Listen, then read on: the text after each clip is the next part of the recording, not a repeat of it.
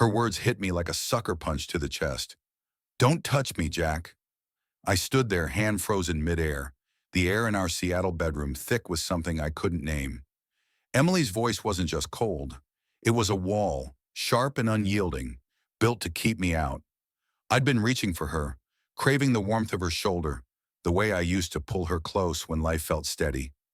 But that was gone. 52 days. That's how long it had been since we'd shared anything real. No laughter, no quiet moments, no brush of hands over morning coffee. I counted those days like a man tallying his losses, each one heavier than the last. Her eyes didn't meet mine. They darted to the window, distant, guarded, like she was hiding something too big to hold. My gut twisted, a sick churn that wasn't anger yet, just a raw, nagging instinct. Something was wrong. Not the kind of wrong you fix with a talk or a date night. This was deeper, like a crack in the foundation of our life together. I wanted to ask, to demand what was pulling her away, but my tongue felt heavy, useless. What do you say when the woman you've loved for a decade looks at you like a stranger? I didn't push, didn't yell. I just stood there, heart pounding, feeling the weight of her rejection settle into my bones. The room was silent except for the faint hum of the city outside. Cars rolling by, a distant siren, the world moving on while mine cracked open. I searched her face for a hint, anything to explain why she'd flinch from my touch like it burned. But there was nothing, just that blank, far-off stare. My mind raced, grasping for clues. Was it me? Had I missed something? Some sign I'd been too blind to see? Or was it her, carrying a secret I wasn't ready to face? I turned away, my boots heavy on the hardwood as I walked out. The hallway stretched longer than it should have, each step pulling me further from the life we'd built. I didn't look back. I couldn't. The spare room was down the hall, a small, bare space we'd never bothered to fix up. I shut the door behind me, the click of the lock louder than it had any right to be. I stood there, back against the door, trying to breathe through the ache in my chest. My hands shook as I sat on the edge of the bed, the springs creaking under my weight. The room smelled faintly of dust, untouched, like a relic of a life we'd forgotten. That night I lay awake, staring at the ceiling, replaying her words, her eyes, the way she'd turned me away. I wasn't a guy who jumped to conclusions. I'd always been steady, the one who fixed things, who held us together when bills piled up or her mom got sick. But this wasn't a problem I could fix with a wrench or a late-night talk. This was something else, something that made my stomach churn with a truth I didn't want to name. She wasn't just pulling away. She was gone, her heart somewhere I couldn't follow.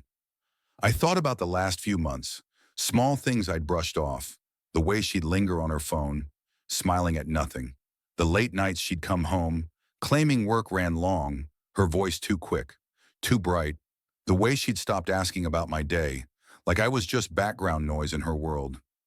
I'd told myself it was stress, maybe a rough patch. We'd had those before, but this was different. It wasn't just distance, it was a void, and I was standing on the edge of it, staring down. I didn't cry, didn't punch the wall like some guys might. I just sat there, hands clasped tight, trying to make sense of it. Part of me wanted to march back to our bedroom, demand answers, shake her until she told me what was breaking us. But what if she did? What if the truth was worse than the not knowing? I wasn't ready for that, not yet. So I stayed put, the darkness pressing in, my mind spinning with questions I couldn't ask. Was she thinking of me at all? Or was I already a ghost in her life? The hours dragged on, the city's hum fading into a heavy quiet. I didn't close my eyes. I couldn't. Every time I tried, I saw her face, that cold, guarded look, like she was protecting something. Or someone. My chest tightened at the thought, but I pushed it down. No proof, I told myself. Just a feeling. But that feeling was a blade, cutting deeper with every minute I spent alone in that room. By the time the first light crept through the blinds, I knew one thing for sure. Emily's heart wasn't mine anymore, and whatever came next, I'd have to face it alone. By morning, I was wired, my eyes burning from staring at the screen. I heard her voice from the kitchen, bright and carefree, laughing into her phone. Not with me, never with me anymore. The sound cut through the house, sharp and unfamiliar, like it belonged to someone I didn't know. I stood at the top of the stairs, gripping the railing, listening to her easy chatter. She hadn't laughed like that in months, not since the days when we'd stay up late, trading stories about nothing. Who was she talking to? The question gnawed at me, but I didn't barge in. I wasn't ready to hear her lie, or worse, hear the truth. It wasn't jealousy, not exactly. It was this desperate, clawing need to know if I was losing my mind. Was I imagining her distance, building it up into something it wasn't, or was my gut right, screaming that she was slipping away? I couldn't just ask her. Her "don't touch me" from last night still rang in my ears. I needed proof, something solid to hold on to. So I started digging, quiet and careful, like a man trying to find his footing on cracking ice. I grabbed my laptop, hands unsteady, and logged into our shared cloud account. We'd set it up years ago for bills and photos, but now I was after her calendar. I synced it to mine, watching her schedule load up. There they were, her meetings that ran late, her book club on nights she came home distracted, her errands that didn't add up. Last Tuesday, she'd marked dinner with Lisa from 7 to 9, but I remembered her stumbling in past midnight, her keys clattering on the counter. Lisa hadn't posted about any dinner online, and Emily hadn't mentioned it since. My stomach churned as I jotted it down in a notebook, the pen shaking in my hand. Next, I checked her phone bill online. We shared a plan, so the login was easy. I scanned her call log, my pulse picking up. Late night calls to a number I didn't recognize, some lasting 20-30 minutes. Texts too, dozens of them, sent when she was working late. I didn't have the messages themselves, just the timestamps, but they painted a picture I didn't want to see. I wrote down the number, my handwriting messy, promising myself I'd figure out who it was later. Then there were her absences. She'd been gone more lately, always with an excuse. A new project at work, a friend who needed her, a gym class she'd just started. I'd nodded along, trusting her, but now those moments replayed in my head. The way she'd avoid my eyes when she explained, the way she'd rush to shower right after coming home, like she was washing something away. I opened my notes app and started listing them. Every late night, every vague story, every time she'd brushed me off. The list grew fast, each entry tightening the knot in my chest. I wasn't some detective, just a regular guy who fixed cars for a living, but I couldn't stop. Every clue was a piece of the puzzle, and I had to know what it added up to. I found myself checking her email next, skimming subject lines for anything off. Nothing stood out, but I noticed she'd cleared her trash folder recently, something she never did. Why? My heart raced as I wondered what she'd deleted, what she didn't want me to find. By noon, Emily had left for work, her goodbye a quick mumble as she grabbed her keys. I sat at the kitchen table staring at my notebook, the pages filled with dates, times, questions. My coffee had gone cold, but I didn't care. The house was too quiet now, her laughter gone, leaving only the hum of the fridge and my own uneven breathing. I wasn't angry yet, just scared, the kind of scared that makes your hands clammy and your thoughts spiral. What if I was right? What if she was hiding something? Or someone? And what if I was wrong? And this was all in my head? I closed the laptop, my jaw tight, and promised myself I'd keep going. I had to know, even if the truth broke me. The tension was a live wire in my veins, pushing me forward. Whatever Emily was keeping from me, I'd find it. I just hoped I could handle what came next. Emily's voice was too bright that morning, her words tumbling out as she grabbed her gym bag. Heading to a yoga retreat in Bellevue, she said, barely looking at me. Back by dinner. I nodded, my throat tight, but my gut screamed she was lying. The past few days, her cold rejection, the late-night calls, the vague excuses, had me on edge. I couldn't shake the feeling that she was hiding something big. So when her car pulled out of the driveway, I made a snap decision. I grabbed my keys, heart pounding like a drum, and followed her. I kept my pickup a few cars back, my hands sweaty on the wheel as we wound through Seattle's morning traffic.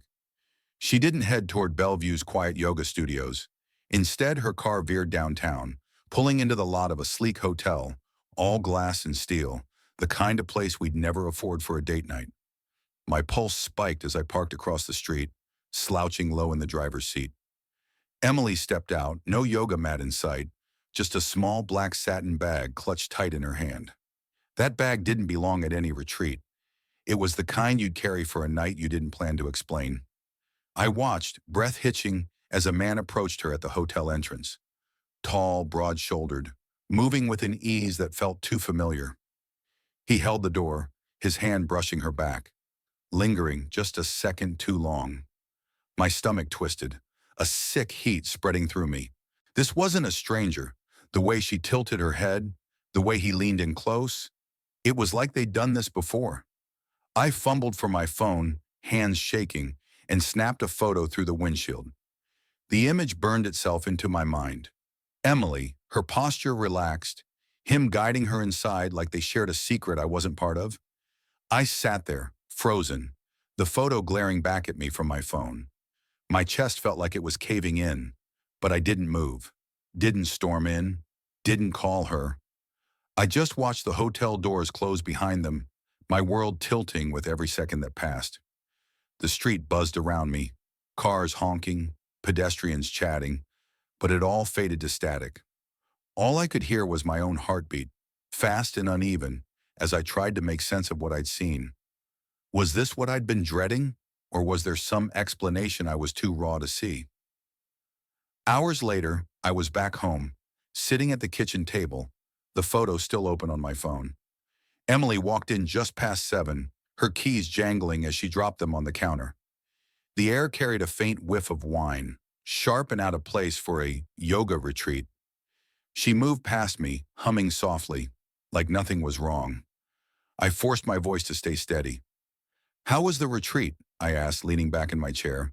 Her smile was quick, polished, the kind she used to charm clients. "Great," she said. "Really relaxing. Just what I needed." I nodded, my jaw tight, and let the silence stretch. Then, almost casual, I said, "Forgot your yoga mat, didn't you?" Her smile flickered, just for a second, her hand pausing as she reached for a glass. "Oh, they had extras," she said too fast, turning away to fill the glass with water. I didn't push, didn't show her the photo, but the lie hung between us, heavy and undeniable. My heart raced, not with anger, but with a cold certainty that I wasn't imagining things anymore. That night I couldn't sit still. I checked the security camera feed on my phone, something I'd set up last year after a string of break-ins nearby. The patio camera caught her just after midnight, standing alone in the dark. She wasn't pacing or smoking like she used to when she was stressed. She was just standing there, shoulders hunched, her body shaking as she sobbed. The grainy footage showed her hands covering her face, her silhouette trembling under the faint glow of the stars. I watched, my throat tight, torn between wanting to comfort her and knowing I couldn't. Not anymore. I closed the app, my fingers numb. The photo from the hotel sat in my phone, a silent accusation I wasn't ready to voice. I didn't know who that man was or what she was chasing, but I knew one thing. The Emily I loved was slipping through my fingers, and every clue I found was pulling me closer to a truth I wasn't sure I could face.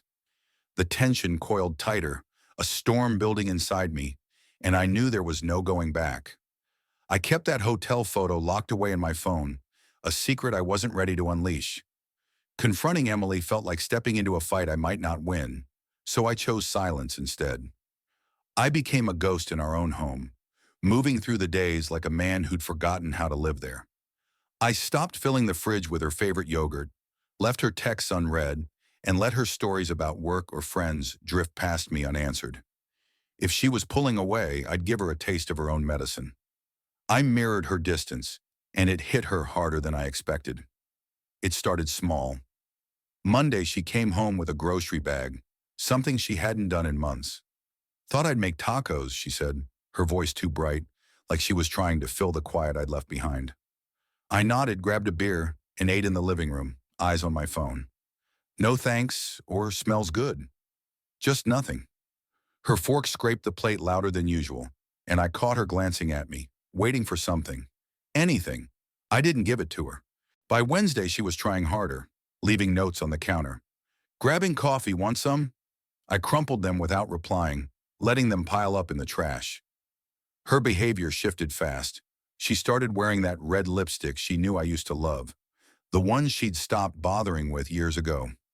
Thursday night, she suggested a weekend hike in the Olympics, her voice almost pleading.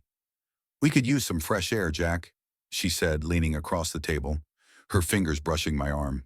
I pulled back just enough to notice and muttered, "Maybe." Her smile faltered, but she kept it up, like she could charm her way back to the man I used to be. I wasn't buying it. Not after that hotel, that man, that black satin bag. By Friday, she was cooking my favorite, meatloaf with that glaze I'd always raved about. The smell hit me as I walked in, and for a second, I remembered us laughing over burnt dinners early in our marriage. But now it felt like a performance. I ate in silence, letting her chatter about her day fill the air. She talked about a new project at work, some coworkers' drama, but her eyes kept darting to me, searching for a reaction. I gave her none, just chewed, nodded, and cleared my plate. When I walked away, I heard her sigh, sharp and frustrated, like she was losing a game she didn't know she was playing. The tension was thick, a storm brewing in the space between us. Saturday morning, she tried again, suggesting we watch a movie, one of those old comedies we used to quote by heart. I shrugged, said I had work to catch up on, and shut myself in the garage. I wasn't working, just tinkering with an old carburetor, the hum of the radio drowning out her footsteps when she lingered by the door. I knew she was there, waiting for me to look up, to give her something to hold on to. I didn't. I couldn't. Not when that photo burned in my mind, a reminder of her betrayal. Her panic was starting to show. Sunday, she burned toast, something she never did, and cursed under her breath, a crack in her usual calm. When she caught me watching, she forced a laugh, but her eyes were wide like she was staring down a cliff. She was unraveling, and I saw it. The woman who'd always leaned on me, who'd called me her rock, was floundering without my support. I'd been her anchor for a decade, the guy who fixed her car, held her when her dad passed, planned our future in quiet moments. Now I was gone, and she didn't know how to navigate without me. I didn't feel powerful, though. Every silent meal, every ignored text, carved a piece out of me too. I wanted to scream, to demand why she'd turned away from us, but I held back. The photo was my trump card, and I wasn't ready to play it. Instead, I let the silence do the talking, let it push her to the edge. By Sunday night, she was pacing, her phone untouched for once, her fingers twisting together like she was holding herself together. I watched from the couch, my heart a knot of anger and hurt, knowing this was only the beginning. Whatever she was hiding, whatever truth was behind that hotel door, I'd find it. And when I did, there'd be no going back. I couldn't hold the photo in my phone anymore. It was too heavy, too real. So I printed it, a single glossy image of Emily and that man at the hotel, and slipped it into her vanity drawer, nestled among her perfume bottles. I didn't leave a note, didn't need to. The picture said enough. Then I grabbed my duffel, threw in some clothes, and drove to a cabin in the Cascades, needing distance to breathe, to think. 3 days of silence, just me and the pines, the wind howling through the mountains like it was carrying my anger away. I didn't call her, didn't text. I just left her to find that photo and face what she'd done. When I pulled back into our Seattle driveway, the house felt different, colder, like it was holding its breath. Emily was in the kitchen, standing by the sink, her hands gripping the counter. She turned when I walked in, and I saw it. Her eyes were red, swollen, her cheeks streaked with dried tears. She looked smaller, like the weight of her secret had finally broken her. "Why'd you leave that picture, Jack?" she whispered, her voice cracking, barely audible. She clutched the photo in her hand, the edges crumpled from how tightly she'd held it. I set my keys down, slow and deliberate, and met her gaze. "I'm done pretending you're still mine," I said, my tone cold, each word sharp enough to cut. She flinched like I'd slapped her, but didn't look away. The silence stretched, heavy and jagged, neither of us moving. I waited, expecting her to deny it, to spin another lie about yoga retreats or late meetings, but she just stood there trembling, the photos shaking in her hand. I turned and walked to the living room, leaving her to stew in the truth I'd laid bare. My heart was pounding, not with triumph, but with a raw, aching hurt. I'd wanted her to feel something, anything, but seeing her like that didn't ease the pain. It just made it sharper. That night she cooked dinner, moving like she was on autopilot.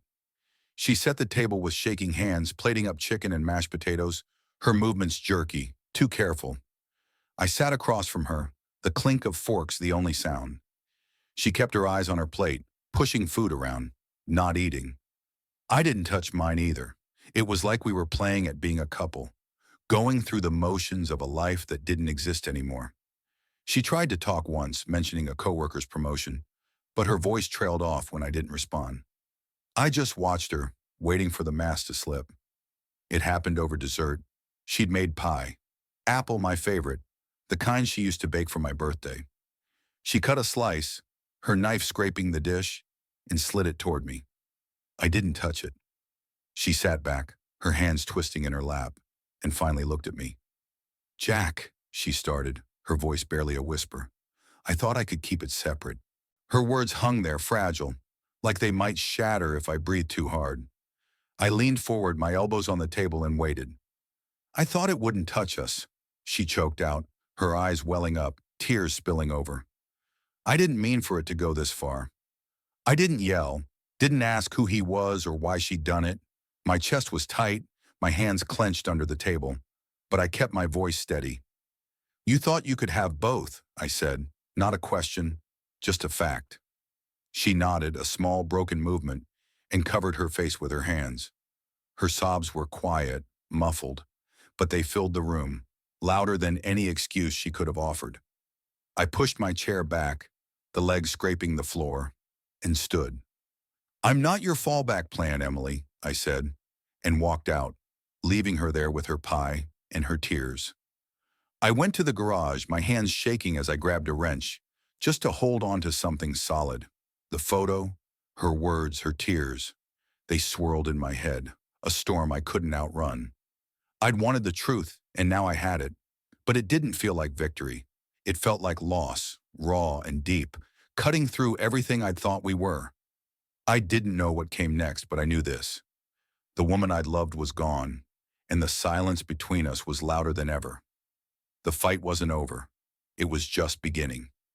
The next morning, I climbed the narrow stairs to the attic, looking for an old toolbox I'd stored up there. That's when I found her, sitting cross-legged on the dusty floor, clutching a shoebox of our old love letters. Her cheeks were wet, tears carving tracks through the grime smudged on her face. The sight stopped me cold, my hand frozen on the doorframe. "Jack," she whispered, her voice raw, barely holding together.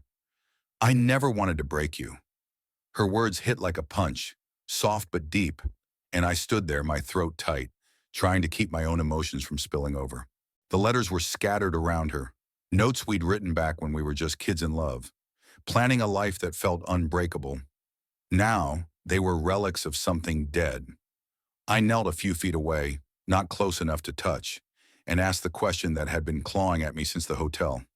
"When did I stop being enough, Emily?" She looked down at the box, her fingers tracing the edge of a faded envelope. "I needed to feel alive again," she said, her voice breaking on every word. "It wasn't you, it was me. I got lost."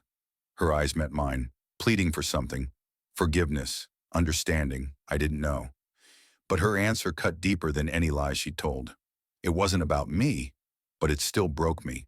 I wanted to yell, to demand how she could throw us away for a thrill, but my anger fizzled into something heavier. Grief. I stood, my knees creaking, and turned away. There was nothing left to fight for. I didn't say another word. Downstairs, I grabbed my laptop and started searching for a place to go. By noon, I'd found a loft in Tacoma, a small one-bedroom with a view of the Sound. It wasn't much, but it was mine, a clean break from the life we'd built. I packed a duffel with the essentials, work boots, a few shirts, my dad's old pocket knife. No photos, no mementos. I couldn't carry that weight. In the kitchen, I pulled out a notepad and wrote a single line. Find yourself, I'm done. I tucked it under an envelope with half our savings, every cent I could spare from our joint account, transferred fair and square. I didn't want her money, I wanted out. Leaving wasn't loud or dramatic. I didn't slam doors or burn bridges. I just walked to my pickup, tossed the duffel in the back, and drove. The Seattle skyline faded in my rear view, the city lights blurring as I crossed the bridge to Tacoma. My chest felt tight, like I was holding my breath. But with every mile, a weight lifted. It wasn't freedom, not yet, just the absence of chains. The road hummed under my tires, the radio off, the silence loud with everything I was leaving behind. I thought about her in the attic, clutching those letters, and wondered if she'd ever find the woman who wrote them. When I got to the loft, I dropped my bag and stood by the window, watching the water glint under the afternoon sun. My phone buzzed. Emily, calling, probably seeing the note by now. I let it go to voicemail, not ready to hear her voice. The truth was out, and her confession had drawn a line I couldn't cross back over. I wasn't her rock anymore, and she wasn't my home. The tension that had been building for weeks, her lies, my silence, that photo, had finally snapped. I was free, but it didn't feel like victory. It felt like starting over. Alone, with nothing but a duffel and a heart full of scars. I sat on the bare floor, my back against the wall, and pulled out my dad's knife, turning it over in my hands. It was solid, real, something to hold on to. The future was a blank page, and I didn't know what came next, but I knew one thing. I wasn't going back. The man I'd been, the one who'd loved her through everything, was gone, and whatever I was becoming, I'd have to figure it out on my own. I'd been in the Tacoma loft for weeks trying to make it feel like home, when Emily's texts started coming. First, they were short, cautious, like she was testing the water. "Can we talk, Jack?" Then they got desperate, piling up on my phone. "It's over with him, I swear." "I miss us." I read them, my thumb hovering over the reply button, but my heart wasn't in it. Her words felt like echoes of a life I'd already left behind. One night, I finally answered, my fingers typing out the truth I'd been carrying since the hotel. "It was never about him, Emily. It was about you watching me fall apart while you chased whatever made you feel alive." I hit send and turned off my phone, the silence in the loft louder than her pleas. The divorce papers showed up a month later, delivered in a plain manila envelope. I opened it at the kitchen counter, the pages crisp and cold, full of legal jargon that boiled down to one thing. We were done. I signed my name, my hand steady, no tears blurring the ink. I'd cried enough in the dark of that spare room back in Seattle. Now I just wanted to move forward, to find something that wasn't tainted by her betrayal. I mailed the papers back the next day.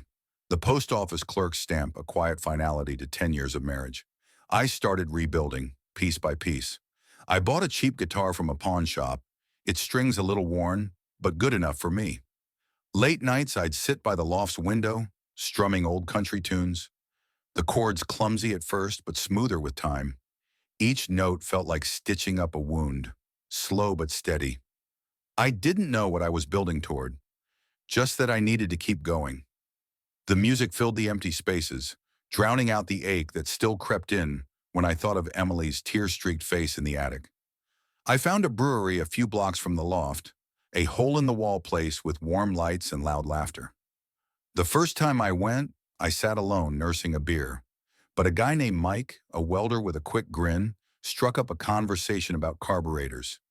Soon I was a regular, swapping stories with him and a few others. Guys who'd been through their own rough patches, who didn't ask too many questions. They weren't friends, not yet, but they were enough to make me feel like I wasn't alone.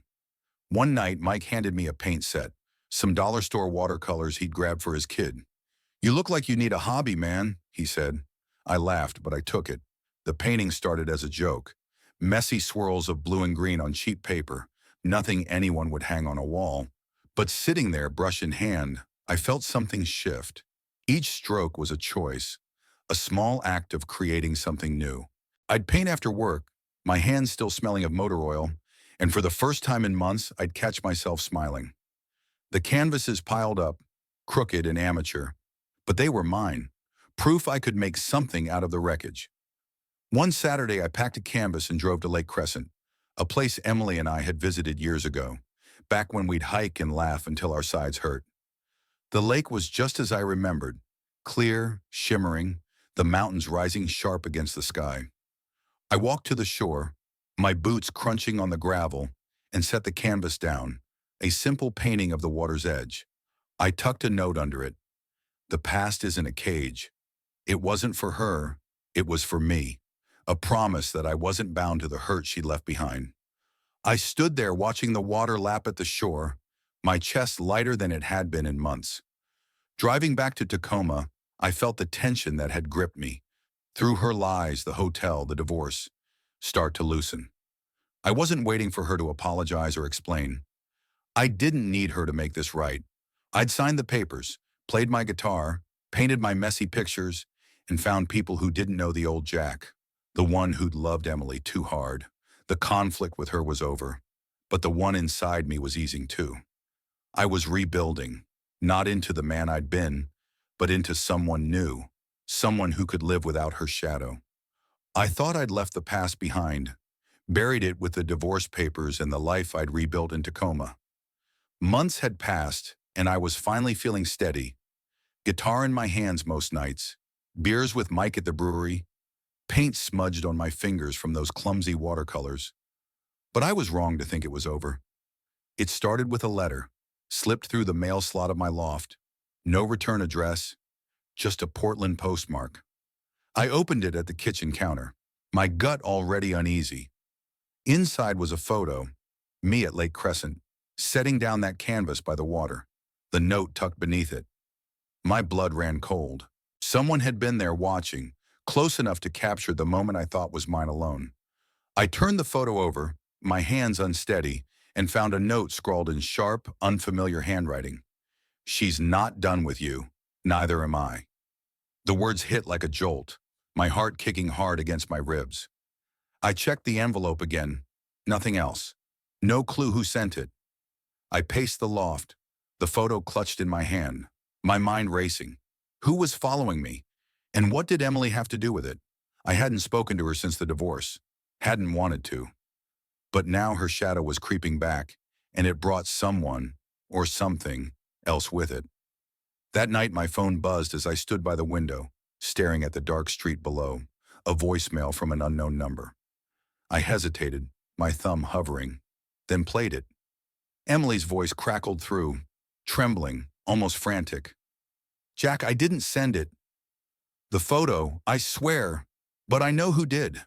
The message cut off, her words hanging in the air, sharp and unfinished. I played it again, then a third time, her fear sinking into me. She sounded shaken, not like the polished liar from months ago. My pulse hammered as I dialed her back, but it went straight to voicemail. "Call me, Emily," I said, my voice rough. "What the hell's going on?" I stood frozen, the phone still in my hand, my eyes locked on the street outside. A car was parked across the lot, headlights off but engine running, its shape just visible in the dim streetlight. It lingered too long, not moving, not leaving. My throat tightened. Was that them? The one who sent the note? I grabbed my keys, half ready to storm out and confront whoever it was, but my feet wouldn't move. The freedom I'd fought for, the guitar, the paintings, the new start, felt fragile now, like it could shatter with one wrong step. I forced myself to sit, spreading the photo and note on the table. The handwriting wasn't Emily's. Hers was loopy, soft. This was angular, deliberate, like it was meant to cut. I thought back to Lake Crescent, trying to remember anything odd. It had been quiet that day, just the crunch of gravel and the lapping water. No footsteps, no camera clicks. But someone had been there, close enough to see me, to snap that picture. My stomach churned as I realized they could have followed me back to Tacoma. Could be out there now, watching. I checked the locks on the door, then the windows, my hands moving fast, like I could outrun the fear creeping up my spine. I pulled up Emily's number again, texting this time. "Who sent it? Tell me now." No reply. The silence was louder than her voicemail, filling the loft with a tension I couldn't shake. I kept glancing at the street, the car still there, its presence a taunt. Part of me wanted to call Mike, to have someone else hear this, but I didn't. This was my mess, tied to the life I'd left behind. The note's words burned in my head. Neither am I. Whoever they were, they wanted me to know they weren't done. Was it the man from the hotel? Someone else Emily had pulled into her orbit? Or was it her, playing some game to drag me back? Her voicemail said otherwise, but I didn't trust her. Not after everything. I sat back, my dad's old pocket knife in my hand, turning it over like it could ground me. The truth I'd thought I'd found, her betrayal, our end, wasn't the whole story. Something darker was out there, and it had my name on it. The headlights outside flickered, then drove off. But I knew this wasn't over. It was just beginning.